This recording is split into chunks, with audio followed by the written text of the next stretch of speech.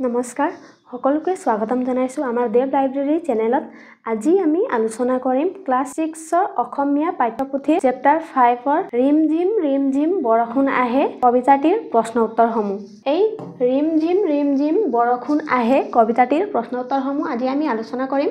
ইয়াত প্ৰথমে দিয়া হৈছে তলত দিয়া প্ৰশ্নসমূহৰ শুদ্ধ উত্তৰটো বাছি উলিয়াই সঠিক বৃত্তটো পূৰ কৰা। ইয়াত দুটা MCQ টাইপ কোৱেশ্চন দিয়া হৈছে। প্ৰথম প্ৰশ্নটো হৈছে ৰদত গছৰ হেউজি পাতবোৰ কিদৰে থাকে। ক নম্বৰ অপচনটো হৈছে হাঁহি থাকে, দু খাই থাকে, নাচি থাকে, উফুন্দ পাতি থাকে। ইয়াৰ উত্তৰটো হ'ব দু খাই থাকে। 2 নম্বৰ প্ৰশ্ন দিয়া হৈছে কবিয়ে কবিতাটোত কি গণিব নোৱাৰাৰ কথা কৈছে। প্ৰথমত আছে পানীৰ টোপ, ঘাঁহ বন, হেউজি পাত, পূবালী বতাহ। ইয়াৰ উত্তৰটো হ'ব পানীৰ টোপ। 2 নম্বৰত দিয়া হৈছে শব্দ অৰ্থ মিলাও আহা। ইয়াত শব্দ আৰু অৰ্থ দিয়া আছে, যেনে দু খাই আৰু অৰ্থ দিয়া আছে বাহিৰলৈ। এই দু খাইৰ অৰ্থটো কি হ'ব এই মিলাব লাগিব। ইয়াৰ উত্তৰত তোমালোকে চোৱা শব্দ আৰু অৰ্থ। দু খাই শব্দৰ অৰ্থ হ'ব বেকা হৈ মূৰ তল কৰি। উফুন্দ শব্দৰ অৰ্থ হ'ব ঠে।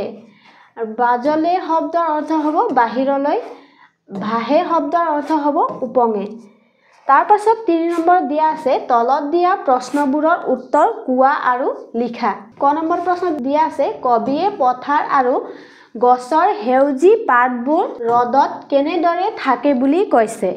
উত্তৰত তোমালোকে লিখিবা কবিয়ে পথাৰ আৰু গছৰ সেউজী পাতবোৰ ৰদত দু খাই থাকে বুলি কৈছে। খ নম্বৰ প্ৰশ্ন দিয়া আছে কবিয়ে পানীৰ টোপালবোৰ কিয় গণি শেষ কৰিব নোৱাৰো বুলি কৈছে। উত্তৰত লিখিবা কবিয়ে পানীৰ টোপালবোৰ বেছি হোৱাৰ কাৰণে গণি শেষ কৰিব নোৱাৰো বুলি কৈছে। গ নম্বৰত দিয়া আছে কবিয়ে কি গীত শুনি ভাল পায়।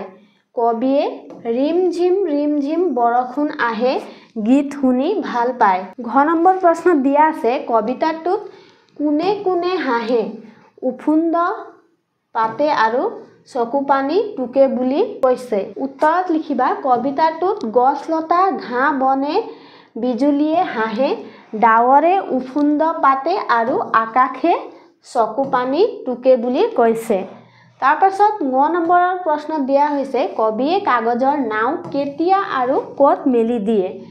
উত্তৰটো হ'ব কবিয়ে বৰষুণ আঁতৰিলে নিজৰাত কাগজৰ নাও মেলি দিয়ে। প্ৰথম 6 নম্বৰ প্ৰশ্ন দিয়া হৈছে কবিয়ে কোনে ক'ত আৰু কি হৈ ভাহে বুলি কৈছে। ইয়াৰ উত্তৰত তোমালোকে লিখিবা কবিয়ে নাওখন ঢৌৱে ঢৌৱে নাচি নীলা আকাশত জোনটি হৈ ভাহে বুলি কৈছে। তাৰ পাছত চোৱা 4 নম্বৰত দিয়া আছে তলত দিয়া প্ৰশ্নসমূহৰ উত্তৰ বাছি উলিয়াই শব্দজালত ঘেৰ দিয়া আৰু লিখা। ইয়াত কেইটামান শব্দ দিয়া হৈছে, তাৰ পাছত তলত দিয়া হৈছে কেইটামান প্ৰশ্ন। এই শব্দজালৰ পৰা শব্দ বাছি উলিয়াই এই প্ৰশ্নৰ উত্তৰ লিখিব লাগিব। প্ৰথমে চোৱা কবিয়ে কি বতাহে নাচি নাচি কথা পাতেহি বুলি কৈছে। ইয়াৰ উত্তৰটো হৈছে কবিয়ে পূবালী বতাহে পূবালী বতাহে নাচি নাচি কথা পাতেহি বুলি কৈছে। এই পূবালী শব্দটো ইয়াত দিয়া হৈছে পূবালী বতাহে নাচি নাচি কথা পাতেহি বুলি কৈছে।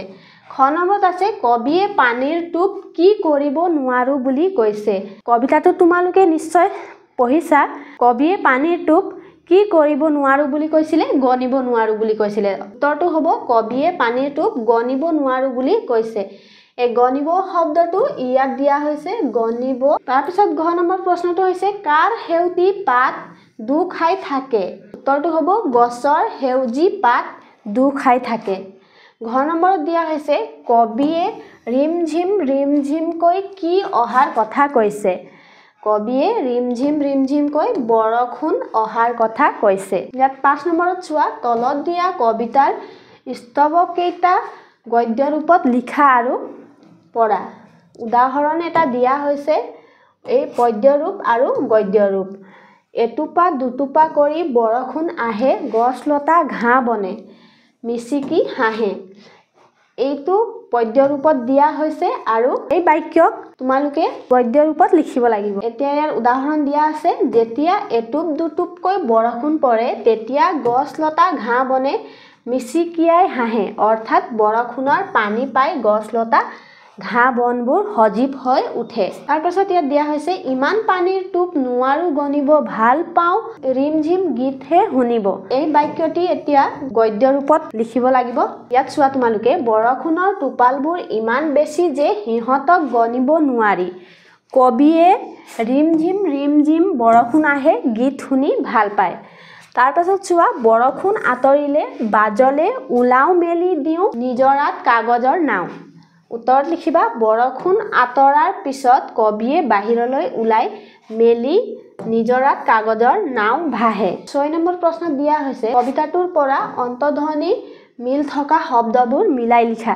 ইয়াত দিয়া আছে কেইটামান অন্তধ্বনি অৰ্থাৎ লাষ্টৰ শব্দ কেইটা মিল থকা শব্দ। এতিয়া তোমালোকে ইয়াত দুফালে দিয়া হৈছে এই হুকাই শব্দৰ লগত কোনটো শব্দৰ অন্তধ্বনি মিল থাকে সেইটো তোমালোকে মিলাই লিখিব লাগিব। ইয়াৰ উত্তৰত চোৱা হুকাই শব্দৰ লগত কোনটো শব্দ মিল খাইছে খাই। ইয়াৰ অন্তধ্বনিটো মিল আছে হুকাই লগত খাই। তাৰ পাছত আছে আহে আহে হ'ব হাঁহে গনিব শুনিব বতাহে কথাহে অকনি গনি। তাৰ পাছত আছে ওলাও নাও। 7 নম্বৰ প্ৰশ্নত দিয়া হৈছে কবিতাটিৰ মূল ভাৱ কোৱা আৰু লিখা। কবিতাটিৰ মূল ভাৱ লিখিবলৈ কৈছে।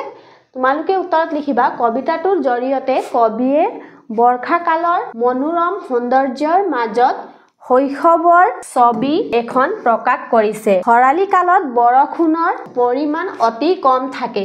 পানীৰ অভাৱত গছ-গছনি নিস্তেজ আৰু শুকান হৈ পৰে। কিন্তু বাৰিষা কালৰ বৰষুণৰ ফলত আমাৰ চৌপাশে সেউজীয়া ৰূপ লয় আৰু প্ৰকৃতি উজ্জীৱিত হৈ উঠে। নৈ বিল খাল ডুং আদি পানীৰে পৰিপূৰ্ণ হৈ পৰে। কেতিয়াবা বৰষুণৰ অতিপাতত পানী বাট পথৰ লগতে ঘৰৰ চোতালতো ভৰি পৰে। তেতিয়া কণ কণ ল'ৰা ছোৱালীহঁতে কাগজৰ নাও সাজি এই পানীত উমলে। ইয়াত চোৱা ভাষা অধ্যয়ন। ইয়াত 8 নম্বৰ প্ৰশ্নত দিয়া আছে তলত দিয়া শব্দকেইটাৰ বিপৰীত অৰ্থ বুজোৱা শব্দবোৰ কবিতাটোৰ পৰা বাছি উলিয়াই লিখা। ইয়াত কান্দে দিয়া আছে এই কবিতাটোৰ পৰা কান্দে শব্দৰ বিপৰীত শব্দ বুজোৱা শব্দ লিখিবলৈ কোৱা হৈছে। ইয়াৰ কান্দে শব্দৰ বিপৰীত শব্দটো হ'ব হাঁহে। তাৰ পাছত দিয়া আছে ডুবে ডুবেৰ হ'ব ভাহে। 3 নম্বৰত চোৱা আৰম্ভ আৰম্ভৰ বিপৰীত শব্দ বুজোৱা শব্দ হ'ব শেষ। তাৰ পাছত পাৰো পাৰোৰ হ'ব নোৱাৰো। 5 নম্বৰত আছে জপাই জপাইৰ বিপৰীত শব্দ বুজোৱা শব্দ হ'ব মেলে। সোমাও সোমাওটো ওলাও। ইয়াত চোৱা ইয়াত 9 নম্বৰ প্ৰশ্নটো চোৱা বাক্য ৰচনা কৰা। ইয়াত দিয়া আছে পথাৰ পথাৰ শব্দৰ পৰা বাক্য ৰচনা কৰিব লাগে। তো তোমালোকে এনেদৰে কৰিবা খুৰায়ে পথাৰত এই পথাৰত হাল বাই আছে।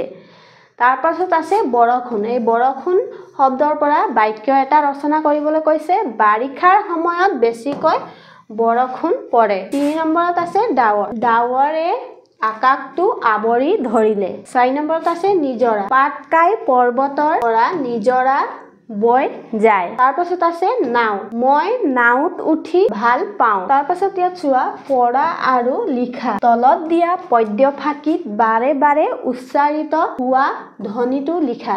ইয়াত দিয়া হৈছে পদ্য ফাঁকি। এই পদ্য ফাঁকিত বাৰে বাৰে উচ্চাৰিত হোৱা শব্দ লিখিবলৈ কোৱা হৈছে। তো ইয়াত বাৰে বাৰে কি শব্দ উচ্চাৰিত হৈছে বগাকৈ বগলী বহলাই বহিছে বলুকাত বিয়লি বেলা বকুল বাগৰিছে ববচাত বনতে বুটলি বিলাওগৈ বলা। তো ইয়াত তোমালোকে দেখিলা ইয়াত বাৰে বাৰে এই ব শব্দটো উচ্চাৰিত হৈছে। তো ইয়াৰ উত্তৰটো হ'ব পদ্য ফাঁকিত বাৰে বাৰে উচ্চাৰিত হোৱা ধ্বনিটো হৈছে ব। 6 নম্বৰত দিয়া আছে তলত দিয়া পদ্য ফাঁকিত পুনৰাবৃত্তি হোৱা ধ্বনিটো লিখা। এতিয়া এই পদ্য ফাঁকিত পুনৰাবৃত্তি হোৱা শব্দটো লিখিবলৈ কোৱা হৈছে। ইয়াত চোৱা ইমান পানীৰ টোপ নোৱাৰো গনিব ভাল পাওঁ ৰিমঝিম গীতহে শুনিব।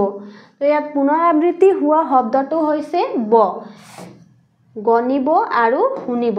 তোমালোকে ইয়াৰ উত্তৰত লিখিবা পদ্য ফাঁকিত পুনৰাবৃত্তি হোৱা ধ্বনিটো হ'ল ব। তাৰ পাছত ঘ নম্বৰত দিয়া হৈছে শংকৰদেৱৰ পদফাকিত পুনৰাবৃত্তি হোৱা শব্দাংশটো লিখা। এই শংকৰদেৱৰ পদফাকিত পুনৰাবৃত্তি হোৱা শব্দাংশটো লিখিবলৈ কোৱা হৈছে। ইয়াত চোৱা, হেন শুনি জাম্বৱন্ত ধাইলা মহা বলৱন্ত। ইয়াত চোৱা, পুনৰাবৃত্তি হোৱা শব্দাংশটো হৈছে এই বন্ত। ইয়াত জাম্বৱন্ত আৰু বলৱন্ত, এই বন্ত শব্দটো পুনৰাবৃত্তি হৈছে। তো তোমালোকে উত্তৰত লিখিবা শংকৰদেৱৰ পদফাকিত পুনৰাবৃত্তি হোৱা শব্দটো হ'ল বন্ত। তাৰ পাছত 11 নম্বৰ প্ৰশ্নত দিয়া হৈছে তলত দিয়া বিশেষ্য পদবোৰৰ বিশেষণ পদৰ ৰূপটো লিখা আৰু সেই শব্দৰ প্ৰয়োগেৰে বাক্য গঠন কৰি তলৰ তালিকাখন পূৰ কৰা। ইয়াত বিশেষ্য পদ দিয়া আছে, তাৰ পাছত ইয়াৰ বিশেষণ পদটো লিখি এটা এটা বাক্য ৰচনা কৰিবলৈ কোৱা হৈছে। ইয়াত বিশেষ্য পদ দিয়া হৈছে আৰু এই বিশেষ্য পদৰ বিশেষণটো পদটোলৈ ৰূপান্তৰ কৰি এটি বাক্য গঠন কৰিবলৈ কোৱা হৈছে। তো ইয়াত দিয়া আছে ঘৰ। ঘৰৰ বিশেষণ পদটো হৈছে ঘৰুৱা। এই ঘৰুৱা শব্দৰ পৰা বাক্য গঠন কৰা হৈছে ঘৰুৱা কাম কাজবোৰ নিয়াৰিকৈ কৰিবা। তাৰপাছত তোমালোকক ইয়াত দিয়া হৈছে সাৰ, নিথৰ, ভাগৰ আৰু জাবৰ। এই শব্দৰ বিশেষণ পদ লিখি এটা এটা বাক্য গঠন কৰিব লাগে। ইয়াত উত্তৰত চোৱা তোমালোকে, ইয়াত বিশেষ্য পদ, বিশেষণ আৰু বাক্য। ঘৰৰ বিশেষণ পদ হৈছে ঘৰুৱা। ইয়াত শব্দ বাক্য গঠন কৰি দিয়া হৈছে। তাৰ পাছত আছে সাৰ। সাৰৰ বিশেষণ পদটো হ'ব সাৰুৱা। সাৰুৱাৰ পৰা এটা বাক্য গঠন কৰিব লাগে। তোমালোকে লিখিবা খেতিৰ বাবে সাৰুৱা মাটি উপযোগী। তাৰ পাছত আছে নিথৰ।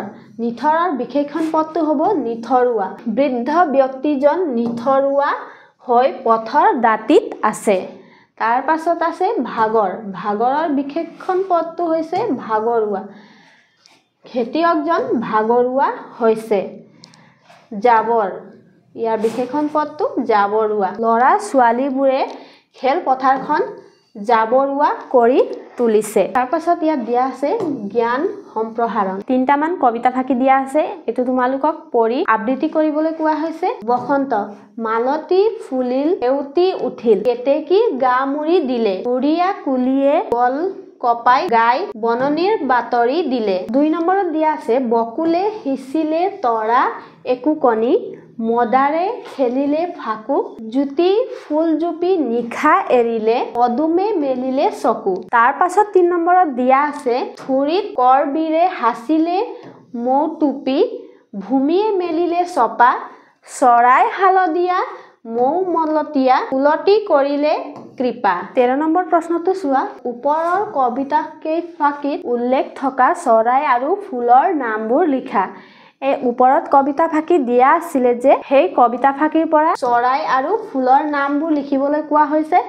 তোমালোকে উত্তৰত লিখিবা ওপৰৰ কবিতা ফাঁকিত উল্লেখ থকা চৰাইৰ নাম হ'ল কুলি চৰাই, মৌ মতলীয়া চৰাই অৰ্থাৎ হালধীয়া চৰাই। তাৰ পাছত লিখিবা ফুলৰ নাম হ'ল মালতী, সেউতী, কেতেকী, বকুল, মদাৰ, জ্যোতি, পদুম, কৰবীৰ, চপা। 14 নম্বৰ প্ৰশ্ন দিয়া হৈছে দলত ভাগ হৈ তলত দিয়া শব্দসমূহ ব্যৱহাৰ কৰি একোটাকৈ কবিতা লিখিবলৈ যত্ন কৰা। শব্দ কেইটামান দিয়া আছে, এই শব্দৰ পৰা কবিতা লিখিবলৈ কোৱা হৈছে। তোমালোকে উত্তৰত এনেদৰে লিখিবা নীল আকাশত উৰে পখিলা, গছ গছনিত ফুলে মালতী ফুল, পাহাৰৰ কোলাত মেঘৰ ৰহস্য, নদীৰ চকুত পৰি সেউজীয়া মলয়, বৰষুণে নামি ধূসৰ মাটি ধুই, পাহাৰৰ বগা মেঘ উৰে আকাশত, গছত ৰং ধৰে বসন্তৰ ফুলে, প্ৰকৃতিৰ সুৰে মনত আনে আনন্দ। 15 নম্বৰ প্ৰশ্নত দিয়া আছে কবিতাটোত থকা এখন ছবিত ল'ৰা ছোৱালীবোৰে কাগজৰ নাও সাজি খেলি আছে। বৰষুণৰ বতৰত তোমালোকে কোনে কি কাম কৰি ভাল পোৱা তাৰ এখন তালিকা প্ৰস্তুত কৰা। বৰষুণৰ বতৰত তুমি কৰি ভাল পোৱা কামবোৰ। তোমালোকে বৰষুণৰ বতৰত কি কৰি ভাল পোৱা সেইবোৰ তোমালোকে নিজে কৰিবা। তাৰ পাছত 16 নম্বৰ প্ৰশ্ন দিয়া আছে দলত আলোচনা কৰি কোৱা। ক নম্বৰত দিয়া আছে ধুমুহা বৰষুণ আহিলে তুমি কি কৰা। তোমালোকে উত্তৰত লিখিব পাৰা ধুমুহা বৰষুণ আহিলে মই ঘৰৰ ভিতৰত থাকি দুৱাৰ খিৰিকী বন্ধ কৰি ৰিমঝিম শব্দ শুনি থাকো। তাৰ পাছত খ নম্বৰত দিয়া আছে শিল বৰষুণ পৰিলে তোমাৰ কেনে লাগে?